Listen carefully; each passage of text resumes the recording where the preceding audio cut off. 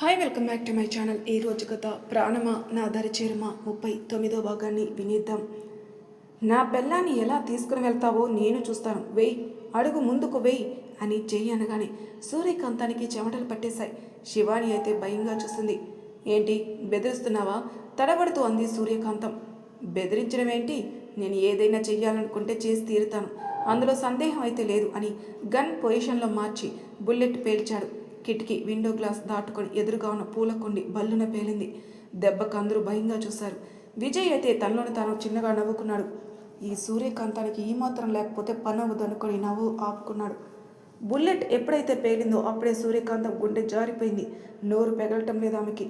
అందరూ గుండెల మీద చేయి వేసుకుని సూర్యకాంతాన్ని చూశారు.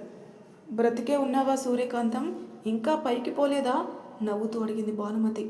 ఆ మాటలకి స్రోలోకి వచ్చిన సూర్యకాంతం జై వైపు కోపంగా చూసింది.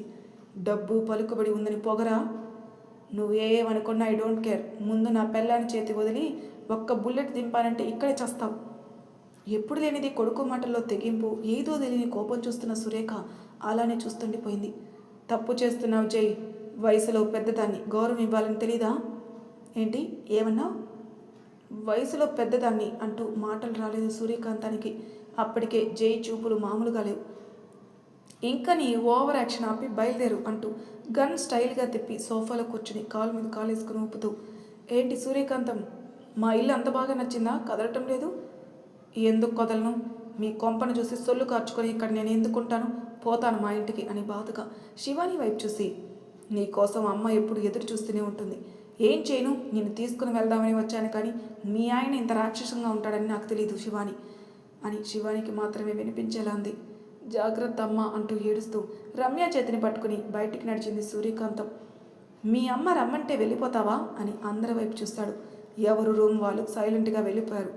జై మైండ్ సెట్ ఏంటో అర్థం కాక విజయ్ మాత్రం రూమ్కి వెళ్ళినట్లే వెళ్ళి డోరు చాటున నిలబడి జై శివాని మధ్య ఏం జరుగుతుందో అని చూశాడు. మా అమ్మతో మా ఇంటికి వెళ్ళడానికి మీ పర్మిషన్ నాకు అవసరం లేదు. నా పర్మిషన్ లేకుండా ఈ ఇంట్లో గాలి కూడా పీల్చలేవు నువ్వు.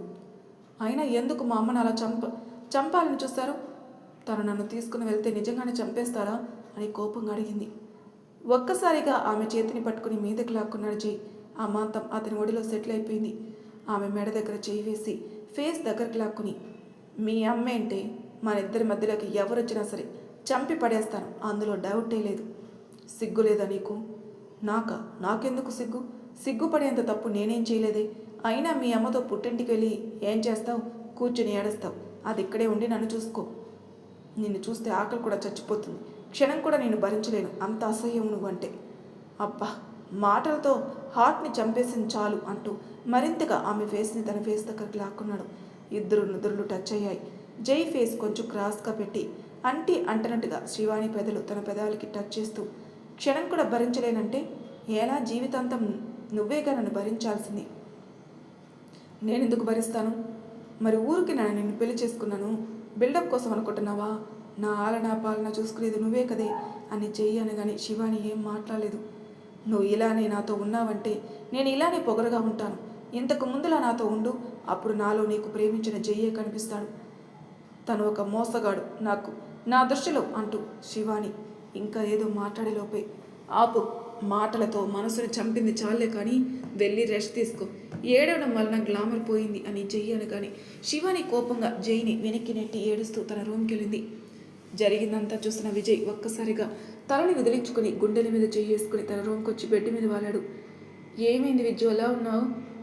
ఇన్ని రోజులు నేనే కంత్రిగా కొడుకుని అనుకున్నాను, కానీ నాకంటే పెద్ద కంత్రి నా కొడుకున్నాడు అసలు తెలియదు. ఎవరి గురించి మాట్లాడుతున్నావు? జై గురించే అంటూ శివాని జైకి మధ్య జరిగిన గొడవంతా యాక్టింగ్ చేస్తూ మరీ విద్యకు చూపించాడు. రే నిన్ను అంటూ విజయ్ మీద నుండి పడి కొట్టేసింది విద్య. నేను నీ మొగ్గుని, నీ పెద్దల్ని నేనే కదా టచ్ చేయాలి, అందుకని ఇలానా అంటూ కింద పెదవిని చూస్తూ, అబ్బా ఇప్పుడు ఇంట్లో వాళ్ళు అడిగితే ఏమని సమాధానం చెప్పను? కంద్రీగా కుట్టిందని చెప్పు, పోరా అంటూ విజయ్ మీద నుంచి లేచి కోపంగా ఒక లుక్ ఇచ్చింది. అబ్బా అలా చూడకే, నీ లిప్స్ని మళ్ళీ డిస్టర్బ్ చేస్తున్నాను. చెయ్యి, అప్పుడుంటుంది నీకు నా చేతుల్లో. అబ్బా ఏం చేస్తావే, ఏం చేస్తావు అంటూ విద్యని మీదకి లాక్కొని కాసేపు ఆమెకి ఊపిరాడకుండా చేస్తాడు విజయ్. ఇంటికి వచ్చిన సూర్యకాంతం వెంటనే ఫ్రిడ్జ్ దగ్గరికి వెళ్ళి వాటర్ బాటిల్ తీసుకుని గడగడ వాటర్ తాగి అక్కడే ఉన్న సోఫాలో కూర్చుంది. అమ్మా, బాగానే ఉన్నావా? ఏం బాగడనమే బాబు, నుదుటిన గన్ను పెట్టేసరికి అనకూడదు కానీ గుండె జారి కడుపులోకి వచ్చేసింది. అంత దగ్గర ఆ గన్ని జైని చూసేసరికి ప్రాణం పోయింది. పైకి అలా లేని ధైర్యం తెచ్చుకున్నట్టు నటించాను కానీ అమ్మ బాబోయ్, వాడు ఎంత వైలెంట్ అని నాకు తెలియదే అంటూ జరిగిందంతా తలుచుకుని గుండెల మీద చేయి వేసుకుని 2 గుడ్లు బయట పెట్టేసింది. రమ్య మాత్రం కూల్గా సోఫాలో కూర్చుంది. ఇంత జరిగినా కూడా నువ్వేంటి ఏమీ పట్టనట్టున్నావు? ఏం చేయాలి ఇప్పుడు? మనం ఏం చేసినా జైకి అనుమానం వస్తుందమ్మా, అందుకని సైలెంట్గా ఉండాలా? లేదమ్మా, మన టార్గెట్ జై కాదు, నా ప్రేమ కాదు. మరి శివాని మనసుని విరిచేయటం ఎలానే? నేను చెప్పినట్టు చెయ్యమ్మా అని తన ప్లాన్ అంతా చెప్పింది రమ్య.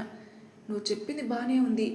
సీక్రెట్గా శివానితో కలిసి 2 సెంటిమెంట్ డైలాగ్స్ కొడితే చాలే, అది ఇంకా మనం ఎలా చెప్తే అలా ఆడుతుంది. కూల్గా చెప్పినా ఎమోషనల్గా చెప్పినా పనవుదమ్మా.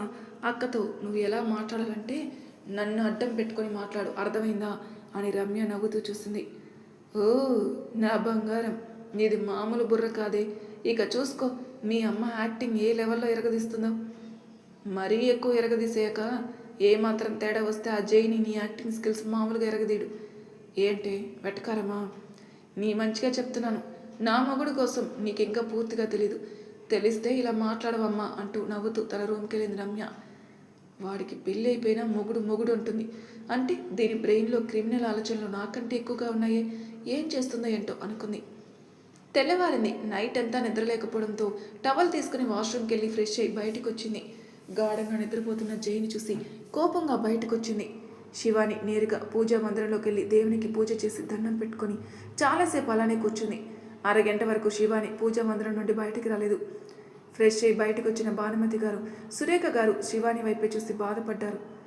చూడమ్మా, వాడు చేసిన పనికి సంతోషంగా ఉండాల్సిన నా కోడలు ఎలా ఏడుస్తుందో చూడు. ఎందుకు వాడు ఇలా చేస్తున్నాడు? ఏమోని, వాడి మనసులో ఏముందో మనకు తెలియదు కదా అనుకుని ఇద్దరు బాధపడ్డారు. పూజా మందిరం నుంచి బయటకు వచ్చిన శివాని మౌనంగా తన రూమ్కి వెళ్తుంటే, శివాని చెప్పండి ఆంటీ అంటూ సురేఖని చూసింది. శివాని చూసిన చూపుకి సురేఖ మనసు చివుక్కమంది. కాఫీ తాగుదు రామ్మా. వద్దాంటీ, ఈరోజు నేను ఏమీ తినను. ఎందుకమ్మా అంటూ ముందుకొచ్చి అడిగింది భానుమతి గారు. ఆకలిగా లేదమ్మమ్మ. ఈరోజే ఆకలిగా లేదా? లేదంటే ఈ ఇంట్లో ఉన్నంత వరకు ఆకలిగా ఉండదా? సూటిగా అడిగిన భానుమతి గారి మాటలకి శివాని తలదించుకునేసరికి, ఎందుకమ్మా బాధపడుతున్నావు? వాడు చేసిన పనికి నాకే కసిగా కొట్టాలన్నంత కోపం వస్తుంది. చేసింది తప్పో ఒప్పో తెలుసుకోలేనంత పసివాడైతే కాదు వాడు. ఇప్పటికీ నాకు అర్థం కావట్లేదు ఎందుకు వాడు నీ విషయంలో అలా చేశాడు అని భానుమతి గారు అనగాని, పైకి అందరూ మంచి వాళ్ళనే ఉంటారమ్మమ్మ, కానీ టైం వచ్చినప్పుడే కదా అసలు స్వరూపం బయటపడేది. నువ్వు చెప్పింది నిజమే శివాని. పైకి అందరూ మంచి వాళ్ళని నటిస్తూ మనకి తెలియకుండానే తడిగుడ్డతో గొంతు కోసేస్తారు. స్టెప్స్ దిగుతున్న జైని చూస్తూ అంది సురేఖ. తల్లి మాటలకి తనలోనే తను నవ్వుకున్నాడు జై. శివ, అర్జెంట్ మీటింగ్ ఉంది, టిఫిన్ రెడీ చేయి అంటూ విద్య తెచ్చిన కాఫీ కప్ తీసుకుని బయట గార్డెన్లోకి వెళ్ళాడు. శివాని కోపంగా చూసి, ఎవరు వండుతారు నీకు? ఎవరు ఏమీ వండరు అనుకుని తన రూమ్కి వచ్చి డ్రెస్ చేంజ్ చేసుకుని తన బ్యాగ్ తీసుకుంది. ఇంతలో ఫోన్ రింగ్ అవడంతో, హలో, హాయ్ శివాని, నేను కృష్ణని. కృష్ణ గారు మీరా? అవును శివాని, జై చేసిన పనికి నిజంగానే బాధగా ఉంది. నిన్ననే నీకు ఫోన్ చేద్దాం అనుకున్నాను, కానీ నువ్వు ఎటువంటి పరిస్థితుల్లో ఉన్నావో తెలియక ఫోన్ చేయలేదు. ఎందుకు జై నిన్ను అంతలా టార్చర్ చేస్తున్నాడు? తెలియదు సార్. అర్థమైంది శివ, నువ్వు ఎంత బాధపడుతున్నావో. ప్లీజ్ మనసులో ఏం పెట్టుకోకుండా నార్మల్గా ఉండు. నువ్వు నా ఆఫీస్కి రాకపోయినా పర్లేదు, కానీ జాగ్రత్త. అక్కడున్నది జై. పైకి ఎలా ఉంటాడు, కానీ ఎప్పుడు ఎలా మోసం చేస్తాడో ఎవరికి తెలియదు. నిజంగానే వాడు ప్రాణ స్నేహితుడు అనుకొని నమ్మాను, కానీ వాడు నేను ప్రేమించిన అమ్మాయిని నా ఎదురుగానే చంపేస్తాడు. అందుకే వాడంటే అంత కోపం నాకు అని కృష్ణ అనగానే శివాని జైని తలుచుకుంది. రాధని చంపింది జై కాదుగా? జైనే శివాని. అసలు రాధ లవ్ చేసింది మిమ్మల్ని కాదుగా? ఏంటి అని నొసలు చిట్లించి అడిగాడు కృష్ణ. నా విషయంలో జై తప్పు చేశాడు, కానీ మీ విషయంలో జై తప్పు చేయలేదు కృష్ణ. నువ్వేం చెప్పాలనుకుంటున్నావు శివాని? మీకు ఎవ్వరికీ తెలియని నిజం. రాధ లవ్ చేసింది మిమ్మల్ని కాదు, జైని. అంతేకాదు, రాధని చంపింది జై కాదు, విజయ్ అని శివాని అనగానే కృష్ణ కూర్చున్న వాడల్లా పైకి లేచి షాక్ అయ్యాడు. శివాని, అసలు నువ్వేం మాట్లాడుతున్నావు? అవును కృష్ణ, ఆ రోజు డ్రైవింగ్ చేసింది జై కాదు, విజయ్. తాగిన మైకంలో డ్రైవింగ్ చేసిన విజయ్ రాధని యాక్సిడెంట్ చేశాడు. ఎక్కడైతే నువ్వు విజయ్ని చంపేస్తావని ఆ రోజు తప్ప తాగి ఉన్న విజయ్ అన్నయ్యని పక్క సీట్లో కూర్చోబెట్టేసి డ్రైవింగ్ సీట్లో కూర్చున్నాడు. నిజం చెప్పాలంటే రాధ గారు పుట్టినరోజని మీరు హోటల్కి రాకముందే రాధ జైకి ఫోన్ చేసి ఇంపార్టెంట్ విషయం అని చెప్పి జైకి ప్రపోజ్ చేసింది, కానీ జై రిజెక్ట్ చేశారు అంటూ జై తనకి చెప్పిన విషయాలన్నీ కృష్ణకి చెప్పింది. ఇవన్నీ నీకెవరు చెప్పారు శివాని? జయే చెప్పాడు. వాడు చెప్పిన కట్టుకథలు నువ్వెలా నమ్మేశావు? కట్టుకథలకి నిజాలకి తేడా తెలియనంత చిన్న పిల్లనైతే కాదు. ఎందుకంటే ప్రేమించిన అమ్మాయికి ఎవరు అబద్ధం చెప్పరు కదా అని శివాని అనగాని కృష్ణ ఫోన్ కట్ చేసి తల పట్టుకున్నాడు. శివాని మాటలు తలుచుకుని కోపంగా చేతి పిడికిలు బిగించాడు. నా రాధని చంపింది విజయ అనుకుని కోపంతో రగిలిపోయాడు.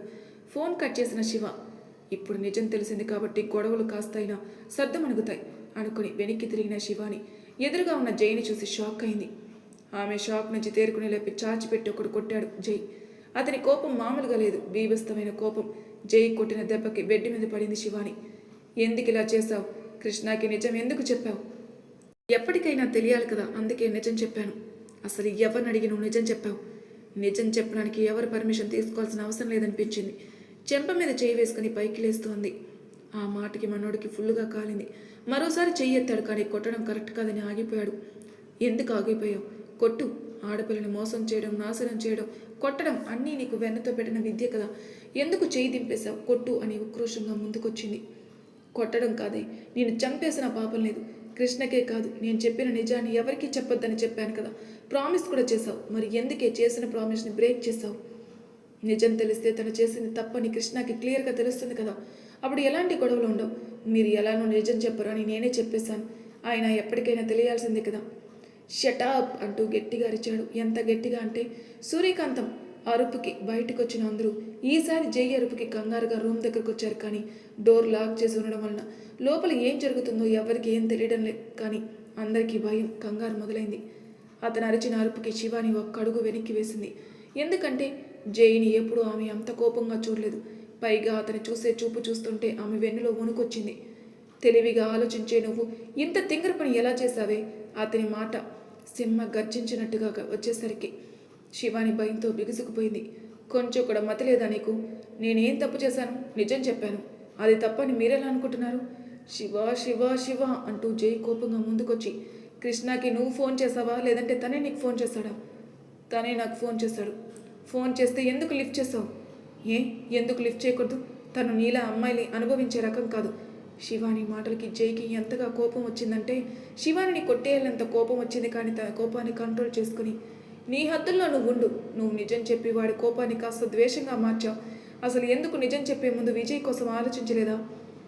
అప్పుడు కానీ గుర్తు రాలేదు శివానికి తను చేసిన పొరపాటేంటో. నిజం చెప్పావు, ఇప్పుడు ఏం అవ్వదని అనుకుంటున్నావు. కానీ వాడి కోపం ఇప్పుడు విజయ్ మెంటాలిటీ నీకు పూర్తిగా తెలీదు. పైకి ఎంత గంభీరంగా ఉంటాడు. వాడి కారణంగా ఎవరికైనా చిన్న హాని కలిగినా అస్సలు తట్టుకోలేడు. ఏ మాత్రం నువ్వు చేసిన పనికి విజయ్కి ఏమన్నా అవ్వాలి? ప్రేమించిన అమ్మాయి అని కూడా చూడను అంటూ శివానిని వదిలి కోపంగా డోర్ ఓపెన్ చేశాడు. అప్పటికే అందరూ భయంగా ఉండడం చూసి, మొగుడు పెళ్ళాలన్నాక 1,00,000 గొడవలు ఉంటాయి, వెళ్తారా అని జై కోపంగా అనగాని అందరూ మౌనంగా కిందికొచ్చారు. శివాని ఏడుస్తూ అలానే బెడ్ మీద కూర్చుంది. మొదటిసారి జై కోపాన్ని రుచి చూస్తున్న ఆమెకి బయటికి అడుగు పెట్టాలంటేనే భయం వేసింది. ఏడుస్తూ తనలోని తాను బాధపడింది. ఎప్పుడు లేనిది జై తనని చేయి చేసుకుని ఆమె బాధ మరింత ఎక్కువైంది. వెంటనే పైకి లేచి ఫేస్ వాష్ చేసుకుని తన బ్యాగ్ తీసుకుని బయటకు వచ్చింది. అప్పటికే హాల్లో అందరూ ఏం జరిగిందో అని టెన్షన్తో ఉన్నారు. శివాని ముఖం చూడగానే అర్థమైంది జై తన్ని కొట్టాడని. శివాని, ఏమైందమ్మా? ఏం కాలేదు, గుడికి వెళ్తున్నాను అంటూ వాళ్ళ మధ్య జరిగిన గొడవ చెప్పడం ఇష్టం లేక తనని సూటిగా చూస్తున్న విజయ్ని చూసి బాధపడింది. అనవసరంగా నిజం చెప్పి అన్నయ్య ప్రాణాలు రిస్క్లో పెట్టారనుకుని కామ్గా బయటకు వచ్చింది. ఎక్కడికి అంటూ ఆమె ఎదురుగా నిలబడ్డాడు జై. చిన్న తప్పు చేశానని నా మీద పెత్తనం చేయాలని చూడకండి. మీరు చేసిన తప్పుతో పోలిస్తే నేను చేసింది చాలా చిన్నది. దయచేసి నా దారికి అడ్డు తప్పుకోండి. అచ్చా అవునా? లేకపోతే ఏం చేస్తావు? చిన్న దగ్గర రఫ్ చేసుకుంటూ అన్నాడు. ఎందుకు ఇలా నన్ను బెదిరిస్తున్నారు? నేను గుడికి వెళ్ళాలి. ఈ టైంలో గుడికి ఎందుకు? ఆఫీస్కి టైం అయింది కదా, బయలుదేరి ఆఫీస్కి వెళ్దాం. మీ ఆఫీస్లో వర్క్ చేయనని చెప్పాను కదా, ఎలా వస్తాను? డబ్బు కడతావా? అయితే ఎందుకు కడతాను? ఇప్పుడు నేను శివానిని కాదు కదా మీకు డబ్బులు కట్టడానికి. నన్ను బలవంతంగా పెళ్లి చేసుకున్నారు కదా, మర్చిపోయారా? మర్చిపోతే ఇకపై ఈ ఇంట్లో నాకు అన్ని హక్కులు ఉన్నాయి, చివరికి ఆఫీస్లో కూడా. కాబట్టి అగ్రిమెంట్ పేపర్ విషయం మర్చిపోండి. లాజిక్గా మాట్లాడిన శివాని మాటలకి జై ఆశ్చర్యంగా చూశాడు. హక్కులు ఆస్తుల కోసం మాట్లాడుతున్నానని ఆశ్చర్యంగా చూడకండి. మిమ్మల్ని మాత్రం భర్తగా అస్సలు యాక్సెప్ట్ చేయను. లేదు, కుదరదు. అంటారా? నెలకి 10,000 చొప్పున మీ డబ్బులు మీకు కడతాను. ఎలా కడతావు? ఎలా కడతాను, ఎలా పనిచేసి కడతానన్నది నా కష్టం. మీకు కావాల్సింది డబ్బు ఇస్తాను. నువ్వు జై భార్యవి. నువ్వు బయట జాబ్ చేయడం నాకు ఇష్టం లేదు. మీకు ఇష్టం లేకపోతే నాకేంటి? నేను మీ భార్యని మీరు ప్రపంచం అనుకుంటే సరిపోదు. మీరు నా భర్త అని నేను అనుకోవాలి. మాటలు బాగానే నేర్చావు, కానీ ఇంక లోపలికి పద. నేను వెళ్ళను. కొడతావా కొట్టు, తిడతావా తిట్టు, అంతేకాని నా దారికి అడ్డు రాకు. ఎందుకు సడన్గా బయటికి వెళ్తున్నావు? కొట్టానని తిట్టానని ఆ దేవుడితో చెప్పి బోరున ఏడవడానికా? కాదు, ఈ మెంటలోడికి కొంచెమైనా మానవత్వం ఇవ్వని అంత కోపంలోనూ శివాని మాటలకి జైకి నవ్వు వచ్చినా లోపలే నవ్వుకొని కోపంగా చూశాడు. ఇకపై మీరు నా విషయంలో కలుగు చేసుకోకండి, నా పనేదో నన్ను చూసుకొనివ్వండి అని జైని పక్కకి నెట్టి కోపంగా బయటికి వెళ్ళింది. పొద్దున్నే ఇంట్లో పూజ చేసుకుంది, ఇప్పుడు గుడికి అంటుంది. నమ్మేటట్టు లేదే, ఏంటో తెలుసుకోవాలి అనుకుని ఆలోచిస్తూ లోపలికి వచ్చాడు జై. మరి తర్వాయి భాగంలో ఏం జరగబోతుందో నెక్స్ట్ ఎపిసోడ్లో తెలుసుకుందాం. అంతవరకు నా ఛానల్ సబ్స్క్రైబ్ చేయని వాళ్ళు ప్లీజ్ సబ్స్క్రైబ్ చేసుకోండి, లైక్ చేసి షేర్ చేయండి. Thank you for listening.